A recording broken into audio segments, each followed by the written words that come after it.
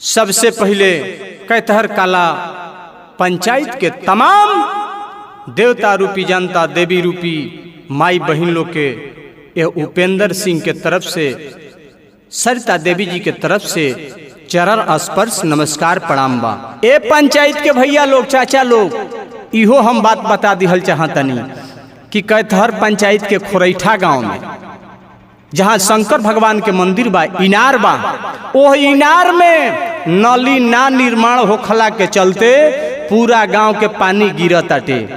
आ ओ इनार के पानी से लोग भगवान शंकर के पूजा करेलन। तो यही से रउरा सबे सोच ले जा कि हमनी के मुखिया जी आगे का करिहन।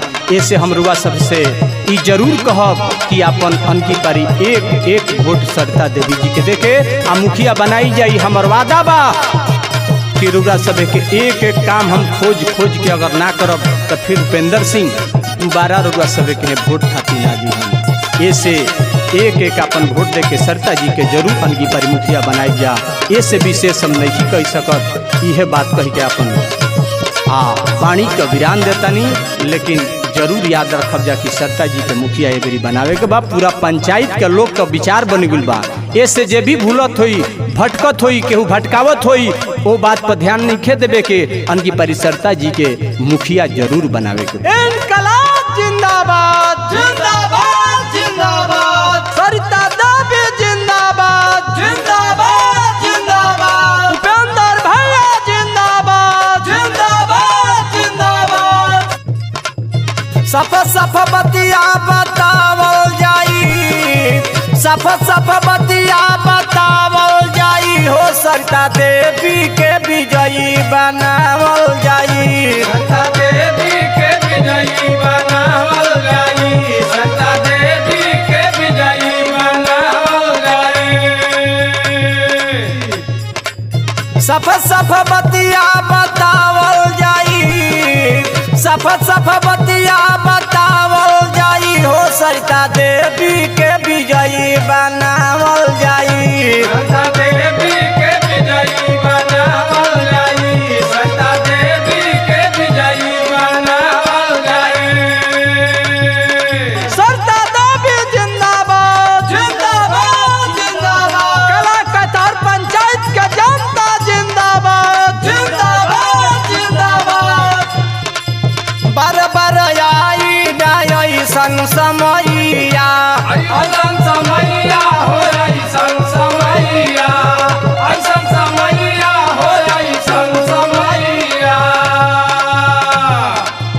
याद रखी हो चाची हो बहनी चाचा भैया, बहनी चाचा भैया हो बहनी चाचा भैया, बहनी चाचा भैया हो बहनी चाचा भैया।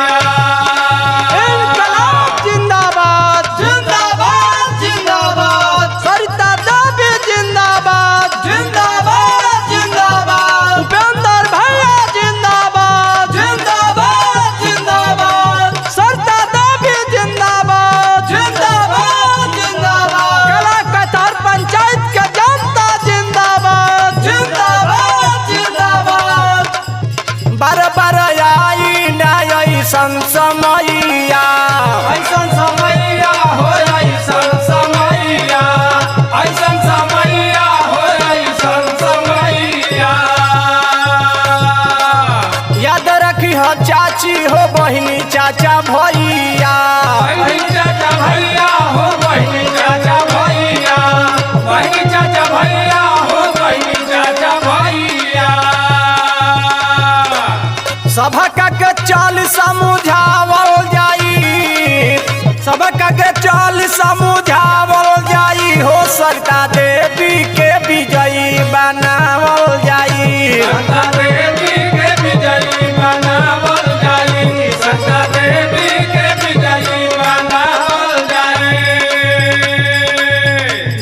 इनकलाब जिंदाबाद जिंदाबाद जिंदाबाद, सरिता देवी जिंदाबाद जिंदाबाद जिंदाबाद, उपेंद्र भैया जिंदाबाद जिंदाबाद जिंदाबाद।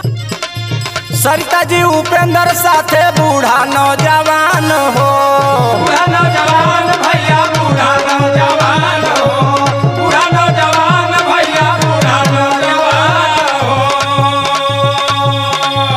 जीती है ई सरिता जी बाटे ऐलान हो। बटुए ऐलान भैया बटुए ऐलान हो, बटुए ऐलान भैया बटुए ऐलान हो।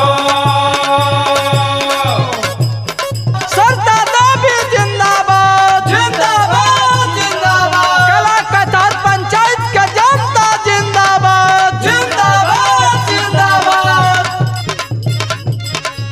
सरिता जी उपेंद्र साथे बूढ़ा नौजवान हो। बूढ़ा नौजवान भैया बूढ़ा नौजवान हो, बूढ़ा नौजवान भैया बूढ़ा नौजवान हो। जीती है अब की सरिता जी बाटे ऐलान हो। बाटे ऐलान भैया बाटे ऐलान हो, बाटे ऐलान भैया बाटे ऐलान हो।